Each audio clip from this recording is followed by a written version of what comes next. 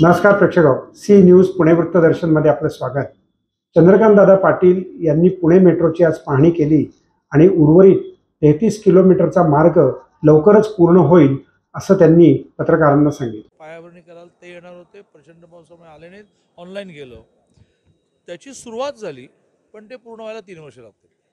तो टप्पा पूर्ण झाल्यानंतरही आपण मेट्रोने प्रवास करणारी प्रवासी संख्या 8 लाखापर्यंत नेऊ शकू असं मेट्रोचं म्हणणं आहे, माझंही म्हणणं आहे। पण त्यांनी जे एक्सपेक्ट केलेलं आहे पूर्ण पुणे शहरामध्ये कुठेही जा मेट्रो अवेलेबल आहे हे व्हायला त्यांचं प्रपोजल तयार होणं, मग ते पुणे महानगरपालिका सँक्शन, मग राज्य शासन सँक्शन, केंद्र शासन सँक्शन, कामाची सुरुवात पूर्ण होणं असं व्हायला सगळे मिळून 2030 उजाडेल असं त्यांचंही मत आहे, माझं मत आहे की ज्यात मग पुण्यातला एक माणूस त्याला मेट्रो हा ऑप्शन असेल।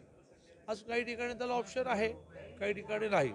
एका मेजर विषयावर आज आमची चर्चा झाली की प्रामुख्याने एअरपोर्टला जायला ही डायरेक्ट कनेक्टिव्हिटी नाही, तर जिथे उतरतो तिथून बसेसची व्यवस्था करणं या विषयावर युद्ध पातळीवर मेट्रो काम करत आहे।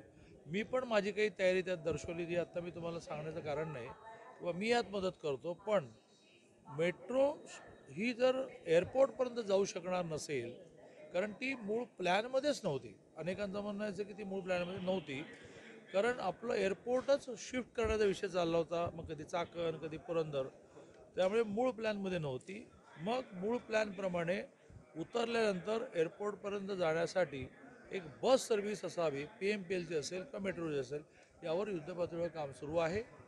मेट्रोला बाकीच्या मेट्रो स्टेशनसाठी सुद्धा ही सुविधा करावी लागेल की घरटे स्टेशन ही कमी तिकीट असणारी, कमी दर असणारी बस सर्व्हिस उपलब्ध करून देणं, त्यावर मेट्रो खूप काम करत आहे। त्याला मात्र संपूर्ण शहराच्या नेटवर्कला मेट्रोला 1000 बसेस हव्या आहेत आणि PMPLशी त्यांचं बोलणं सुरू आहे की नवीन येणाऱ्या बसेसमध्ये सुरुवातीला 300 आल्या, 50 आम्हाला दिल्या, असं करत करत करत करत ही 1000ची रिक्वायरमेंट पूर्ण करता येईल का।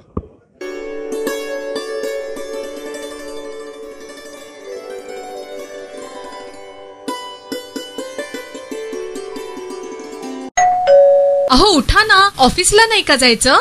अगं मला आज फ्रेशच वाटत नाही, काही करायची इच्छाच नाही। अहो मग तुम्ही आजपासूनच न्यू युनायटेड फार्मसीचे गुड मॉर्निंग चूर्ण घेणं सुरू करा। अपचन, मलावरोध, बद्धकोष्ठ, आम्लपित्त आणि पोटाच्या तक्रारींवर खात्रीशीर आयुर्वेदिक उपाय गुड मॉर्निंग चूर्ण। 35 वर्षांपासून सगळ्यांच्या पसंतीचे गुड मॉर्निंग चूर्ण औषधांच्या प्रत्येक दुकानात मिळते।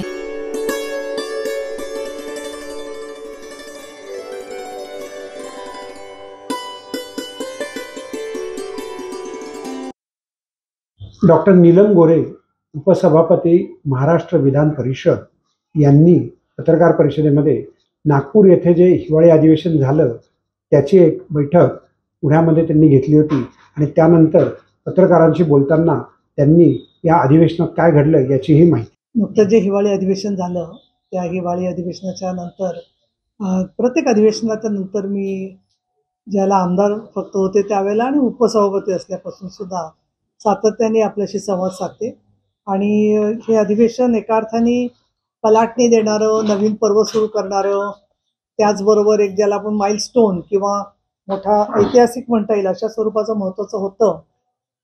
अनेक कारणांनी होतं की लोकसभा आणि विधानसभेच्या निवडणुकीच्या नंतर निकाल लागल्यावरती, नवीन सरकार आल्यावरती हे अधिवेशन झालं। मुख्यमंत्री आणि माननीय उपमुख्यमंत्री यांचे शपथविधी झालेले होते आणि जवळजवळ 33 वर्षानंतर पहिल्यांदाच नागपूरच्या अधिवेशनामध्ये इतर मंत्र्यांना शपथ देण्याचा कार्यक्रम पार पडला।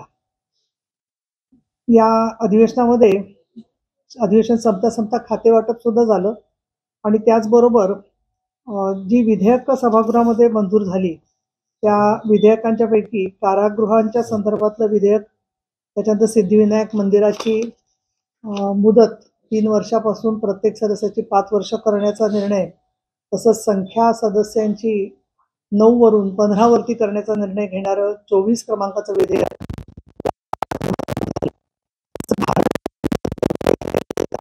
त्याला प्रतिबंध करणं आणि 1947च्या 62च्या तरतुदीनुसार उल्लंघन जेव्हा झालं आणि जमीन हस्तांतरण विशेषतः आपल्या पुणे जिल्ह्यात आणि सगळीकडेच पश्चिम महाराष्ट्रात मोठा प्रश्न आहे की जमीन हस्तांतरण करत असताना काही वेळेला नियमांचं उल्लंघन झालेलं असतं. हे नियमांचं उल्लंघन झाल्यावरती पूर्वी 25 जमिनीचा जो मूल्य दर आहे त्याच्यापेक्षा 25% कर भरून ते नियमित करण्याची तरतूद होती. उमाकांत दांगट यांच्या अध्यक्षतेखालच्या महसूल सुधारणा कमिटीने ही शिफारस केली होती की 25%च्या ऐवजी 10% मूल्य भरून त्या जमिनी नियमित करण्यात यावा. तर ते निर्णय देखील सरकारने स्वीकारला आणि 27 क्रमांकाचं विधेयक महसूल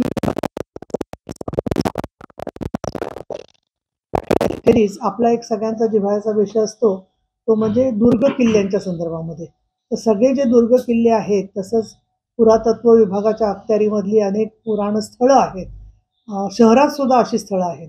तर त्यावरती त्याचं पावित्र्य कोणी हल्ला करेल किंवा त्या पावित्र्याचं वरचं बंधन सोडून देईल अशा प्रकारची कृत्य लोक करताना दिसतात. आणि त्याच्यामध्ये अश्लील कृत्य करणं, जुगार खेळणं, मद्यप्राशन करणं अशा घटना देखील नेहमी आपल्याला दुर्दैवाने निदर्शनाला येतात. 1960 साली जे कायदे होते त्याच्यानुसार अतिशय क्षुल्लक स्वरूपाची शिक्षा या कायद्यान्वये केली जात होती. तर आता ती शिक्षा वाढवली गेली आणि त्यानुसार एक 3 ते 5 वर्षापर्यंत शिक्षा आणि यासाठी जबाबदारी ही सरकारकडे या पुरातत्व विभागाच्या वास्तूंची ही सुद्धा त्यांनी घेतलेली आहे.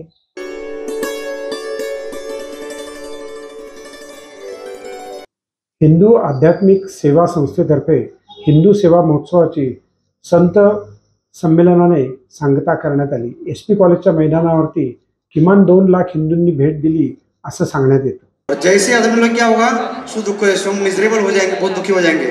जनस्य कृष्णा विमुखस्य देवात अधर्मशील सुदुःखदेशु. जैसे हमने भगवान से मुंह फेरा हम अधर्म में लगेंगे और जैसे हम अधर्म में लगेंगे वैसे दुखी होना शुरू हो जाएगा. फिर इसके ऊपर उपाय क्या है? अनुग्रहाय चरन्ति नूनम भूतानि भव्यानि जनार्दनस्य.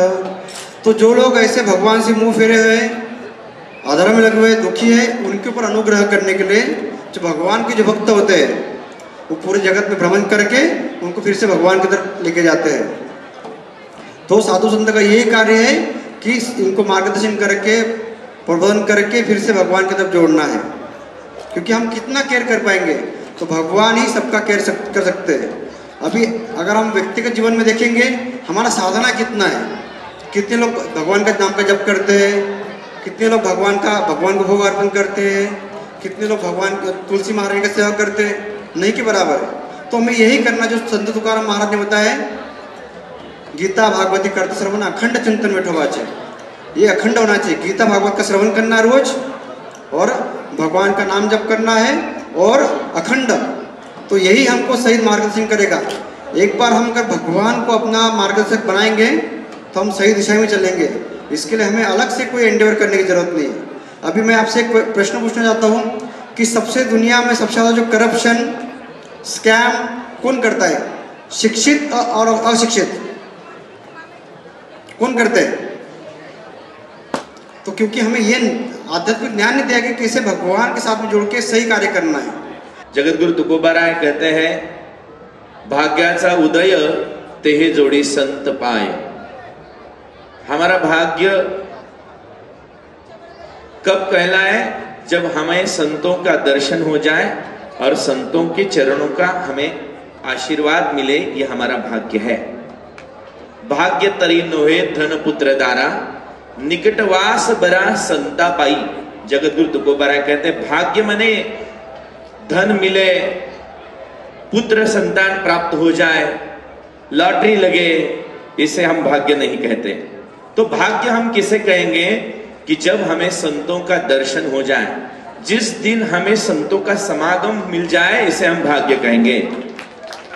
तो हमारा ये भाग्य का उदय है. पुण्य फळले बहुता दिवसा, भाग्य उदयाचा ठसा.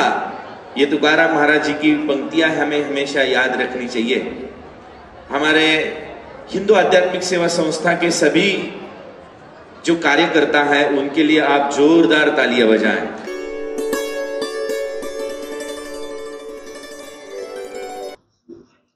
नमस्कार प्रेक्षको, सी न्यूज पुणे वृत्तदर्शनमध्ये आपलं स्वागत. लोकसभेच्या निवडणुका झाल्या, विधानसभेच्या निवडणुका झाल्या. आता पुणे शहराच्या 2 महापालिका करायच्या आणि त्यानंतर निवडणूक होईल असे राजकीय संकेत सत्ताधारी पक्षाकडनं देण्यात येत आहेत. या 2 विभागात काय काय समाविष्ट करायचं, कसं होईल, त्याचं अर्थशास्त्रीय गणित काय, त्याचं एकंदरीत सूत्र कसं असणार आहे, याच्याकरता एक सरकार कमिटी नेमेल आणि त्यानंतर या निवडणुका होतील. साधारणपणे 2 वर्ष या कालावधीला जाईल. फुरसुंगीची वेगळी नगर परिषद करण्यात आली होती, पण तीही शासनानं रद्द केली. तेव्हा पुणे शहरातल्या एकंदरीतच महानगरपालिकेच्या सेवांना आता जबाबदार प्रशासनच. पाहत रहा सी न्यूज पुणे वृत्तदर्शन.